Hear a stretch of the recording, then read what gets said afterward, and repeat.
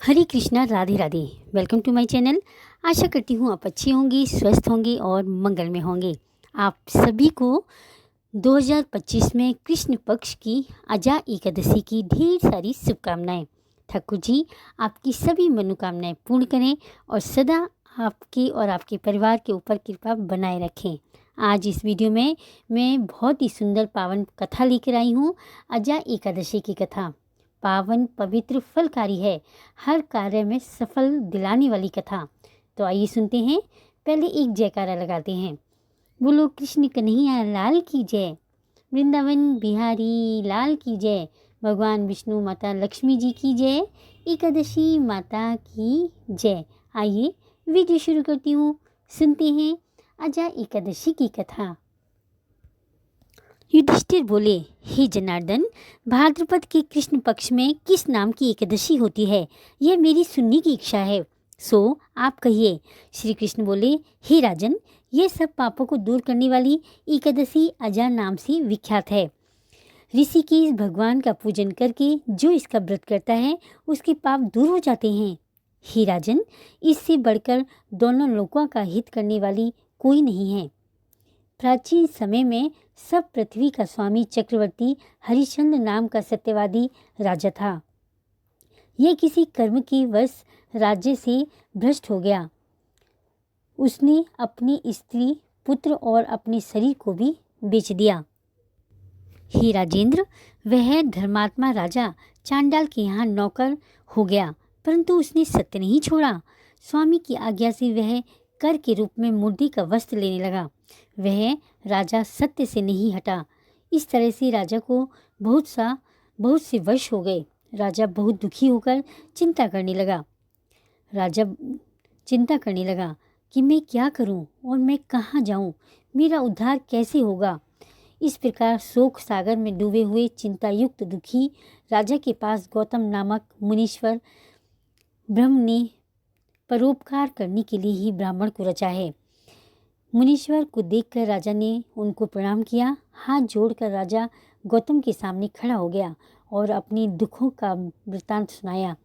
राजा के वचन सुनकर गौतम को विस्मय हुआ। मुनीश्वर ने राजा के लिए इस व्रत का उपदेश दिया।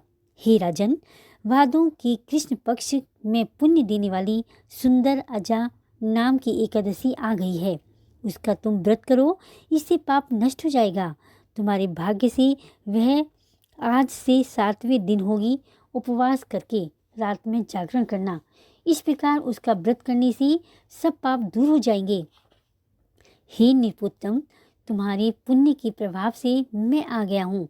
इस तरह राजा से कहकर मुनीश्वर अंतर्ध्यान हो गए। मुनीश्वर का वचन सुनकर राजा ने उत्तम व्रत किया। उस व्रत के करने से राजा का पाप क्षण भर में नष्ट हो गया। हे राजा शार्दूल, इस व्रत का प्रभाव सुनो। जो कष्ट बहुत वर्षों तक भोगने योग्य है वह शीघ्र नष्ट हो जाता है। इस व्रत के प्रभाव से राजा का दुख दूर हो गया। स्त्री मिल गई, मरा हुआ पुत्र जीवित हो गया। देवताओं ने नगाड़े बजाए, आकाश से फूलों की वर्षा हुई। एकादशी के प्रभाव से राजा ने निष्कंटक राज्य किया। सब वासियों और कुटुंबियों समेत राजा स्वर्ग को गया। हे राजन, इस प्रकार के व्रत को जो मनुष्य करते हैं वह निश्चय सब पापों से छूटकर स्वर्ग को जाते हैं। हे राजन, इसके पाठ करने और सुनने से अश्वमेघ यज्ञ का फल प्राप्त होता है।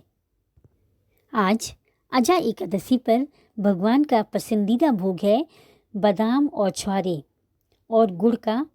हमें भगवान जी को भोग लगाना चाहिए और खुद भी ग्रहण करना चाहिए। कहते हैं बादाम, छुआरे और गुड़ का भोग लगाने से हमें तोते की योनि से मुक्ति मिल जाती है। यानी जब कभी हमारा जन्म हुआ तो हमें तोते की योनि में जन्म नहीं मिलेगा। बोलिए लक्ष्मी नारायण भगवान की जय, एकादशी माता की जय। हे एकादशी माता, हे लक्ष्मी नारायण, अगर मैंने कथा अधूरी पढ़ी हो तो पूरी करना, पूरी पढ़ी हो तो मान रखना, कहने सुनने वाली सभी की मनोकामना पूर्ण करना। बोलिए 11 माता की जय, लक्ष्मी नारायण भगवान की जय। अगर वीडियो अच्छी लगी हो तो प्लीज़ लाइक करें, अपने फ्रेंड्स में ज़्यादा से ज़्यादा शेयर करें। मीनूज़ लाइफस्टाइल को सब्सक्राइब करें ऐसी ही अच्छी अच्छी वीडियो देखने के लिए। कल मिलते हैं एक नई वीडियो के साथ। तब तक के लिए स्वस्थ रहें, मस्त रहें, भगवान जी की भक्ति में आगे बढ़ें। हरे कृष्णा, राधे राधे।